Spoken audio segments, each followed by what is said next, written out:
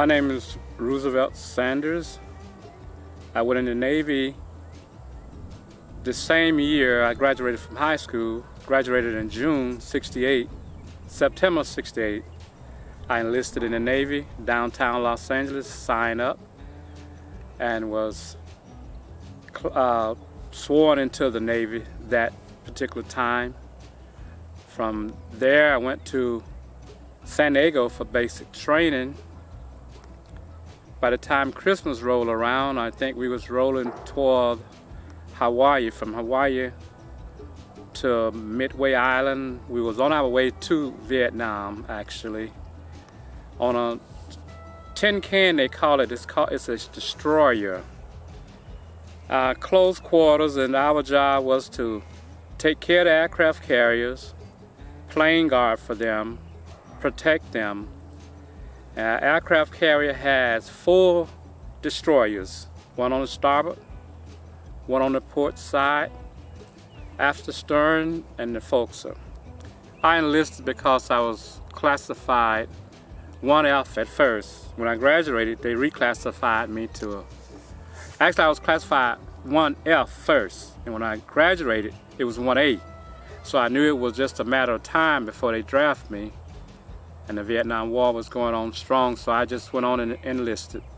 Well, I figured it was more school in there, maybe a little bit safer from the foot soldier than being a foot soldier, so I took that route, but didn't know that me in seasickness was going to be my second enemy. My brother Lindsay was in the Marine Corps at the time. And I think my brother Jimmy was drafted right after I went in, or right before, but anyway, 3 of us was in there about the same time. At the time I enlisted, I don't know what went through my mom's mind or heart. I'm sure she was a little worried, but she probably figured we would be all right with her prayer and what they taught us at home. So I'm sure she did worry some. Basic training probably was the best part of my service, because what I did in there, I basically did it in the woods and at school. So it was a piece of cake. And it was fine. On the ship in the middle of the ocean was my major problem, because I had a chronic problem with seasickness. So that was my first battle and last battle, being seasick, and that's not a good feeling. If anyone have had dry heaves, that was my companion most of the time, and that's awful. Anytime you have to eat crackers to have something to bring back up so you won't have the dry heaves, I couldn't keep up with it. Crackers was, I got to the place I disliked it for someone even to mince crackers, because they are hard, salty, and they kept your mouth raw, your gum, your tongues, your lips, all of that. So it didn't work anyway, so that seasickness was no good. Life on the ship was one of my major problems. And it's because there were people on there that never been around people of color. So they naturally put you down just because how you look and your color. And if you speak up for yourself or someone else, then they'll say you're being bigoted or out of place. And so that was like, in a sense, like jail to me, because I'm half sick. Then I got to deal with the people on there that's prejudice, and not all, but too many. And that's the way the Navy was at that particular time, which was in the 60s. I didn't play cards because I was fresh out of school. I didn't know nothing about cards. I did a lot of reading and a lot of sharpening my knife too. And there was activities going on. There was movies sometimes, but most of the time I didn't want to sit there and watch the movie aboard the ship because that had something to do with my equilibrium too. So I mainly stayed by myself and did a lot of reading. I had all my high school pictures with addresses and phone numbers on there because someone saw that there was Caucasian girls and girls of all nationalities and a few guys. Someone took it on themselves to throw them overboard, so a lot of those people that I would have been in contact with, I never got to see them in life ever again. And so it was a battle aboard the ship. I guess the racism had to do with the pictures. Other than that, they wouldn't have thrown them away. But they didn't realize that how this would affect me as far as being cut off from my classmates and my friends, because the address was on the back of the pictures. Most of the people I told that I was going into the Navy, that's what they did, gave me their phone number, addresses, so that's my way to communicate with them. But they tossed them all overboard probably, and that was the end of that. So I never got to see most of them ever again. A few at class reunions, but not many. There were very few and hard to think of the good memories that was aboard the ship. I guess communicating with the few friends I had aboard there. But not many good memories.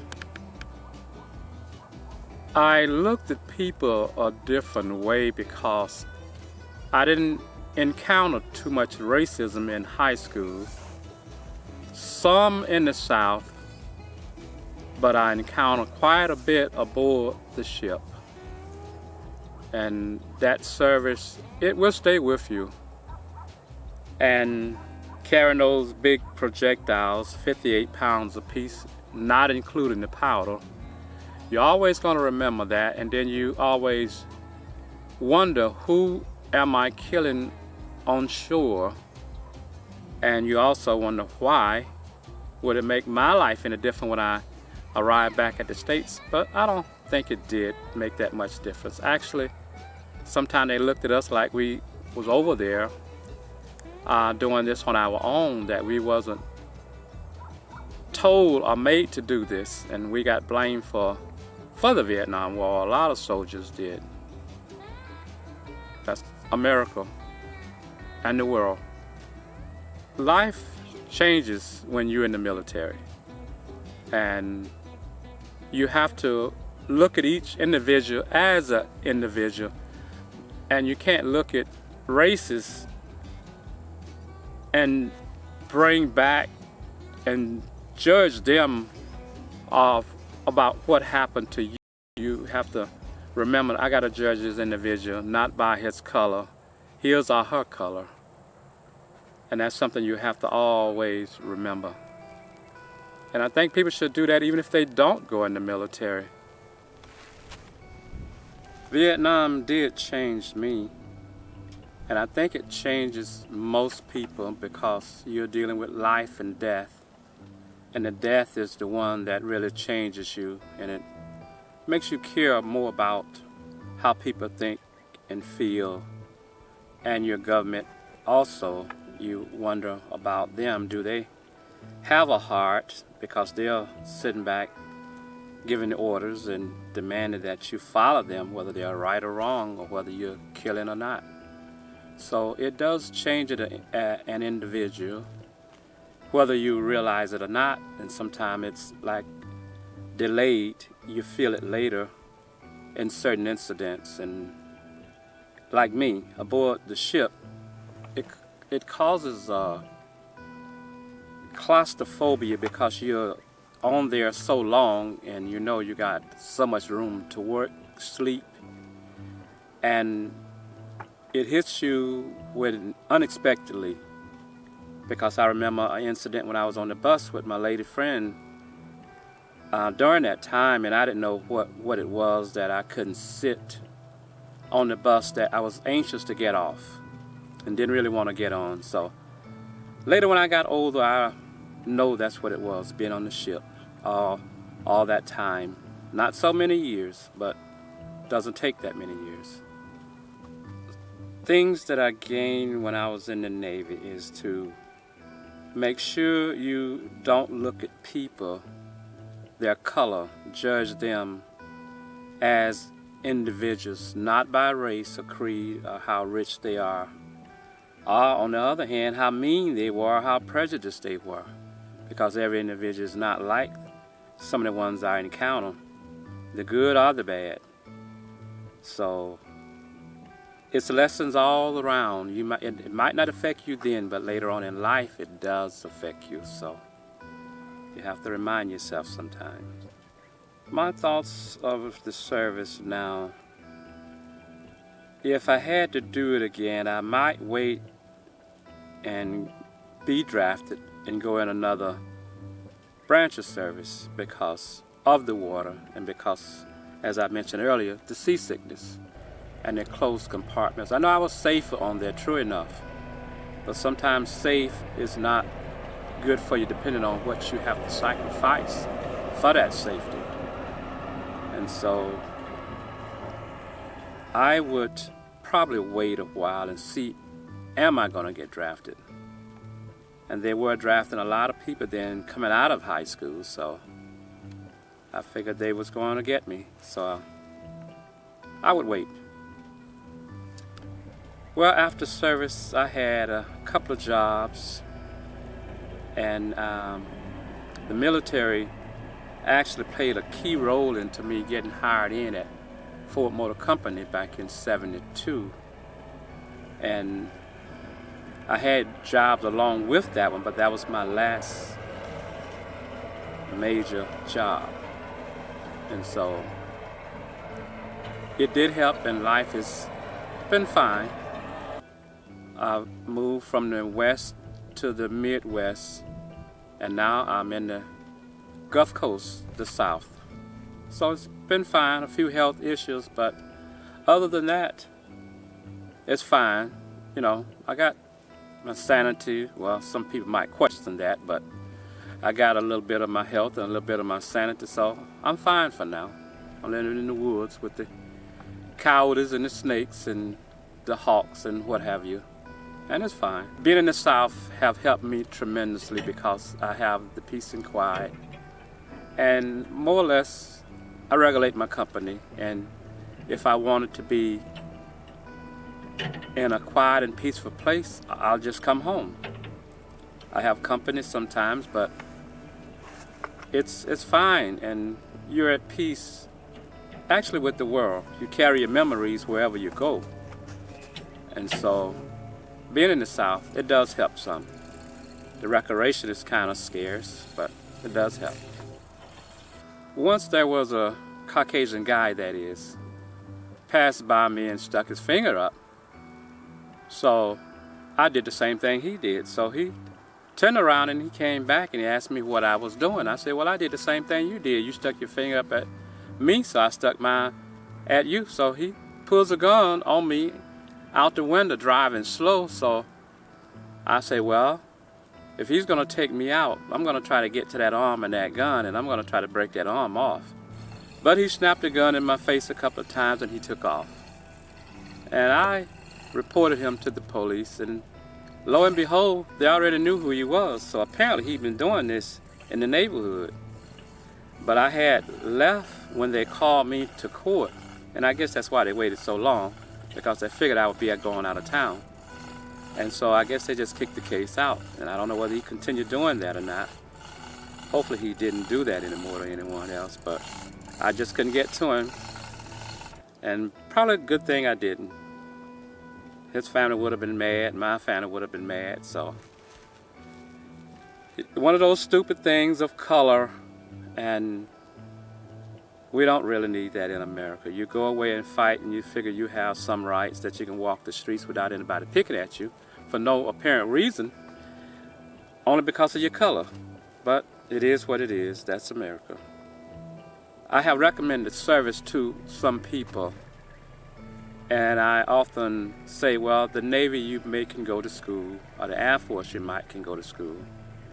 And college isn't for everyone, and so you can pick up things out of the military, but I say if there's any other way you can do that, you can. But a lot of people really need the military to discipline themselves and to give them time to think, give them time to learn about themselves and other people, other races, other creeds. And so I have recommended to some people, after seeing the route they was going and what they was doing, and don't know whether they followed up on it or not, but sometimes it's good for people. I didn't really need no discipline because I had that before I left home at 16. So I didn't need that part of it. But I did need to find my way, and that gave me a chance to do that. The military service for me, it was a battle. Not basic training, because that was a breeze. Being on the ship was complicated because you're rubbing elbows with people that some of them never even saw people of color. So naturally they would treat you different sometimes, and sometimes they would treat you okay. And now it's fine. I'm glad I'm done with it. Although I didn't spend that much time in there, but it seemed like a lifetime with the few years that I did do. But it is what it is. Well, the most respect I got was in the port in Olongapo, Subic Bay, Philippines. I got treated like a human being there. And there was always one young lady when I passed through over the little bridge. She would be sitting at the end of the bridge and says, "Marry me so, brother, take me to America." And I would often tell her, "I can't take you to America. I was just a kid myself, actually, and living with my sister." And I told her, I said, "Well, my sister will kick both of us out." She said, "No kick out, no kick out." But I know that's easier said than done. My sister, she didn't play. And I come home with a foreign girl, she gonna evict me and her. So, Philippines was nice.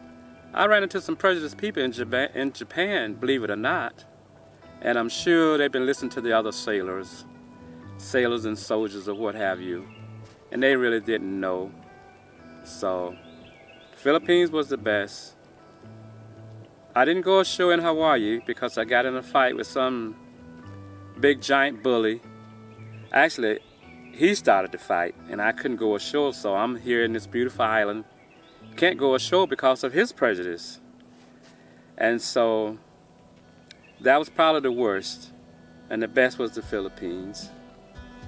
And Japan was okay. Hong Kong was fine. I got a suit made there that I never had done before then and after then. $35 to get a suit made with extra pants and vests and all that. That's outstanding. That one fight I had, but verbally I had a few fights. And it goes back to people not knowing you, not respecting you. It seemed like some of them didn't want you to speak up for yourself.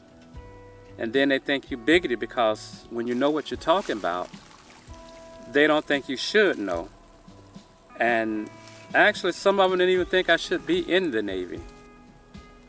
And it's just one of those battles from start to finish. And like I said, my enemy was aboard the ship. It wasn't a Vietnamese, north or south. But again, right back to that statement, it is what it is. Or it was what it was. Well, one thing I did that I regret, I took my dog tags and my Geneva Convention cards and some more cards, and I tossed them in the port of Long Beach. And I regret that. It was just anger. And that's one thing I shouldn't have done. I don't remember celebrating. I wasn't in the state of mind to celebrate. So I just politely walked away and said bye to some of my friends, and that was a done deal. Well, that's about all I have to say as far as being in the Navy and carrying the memories forever and always with you. The pleasant and the unpleasant, it goes with you. like life itself.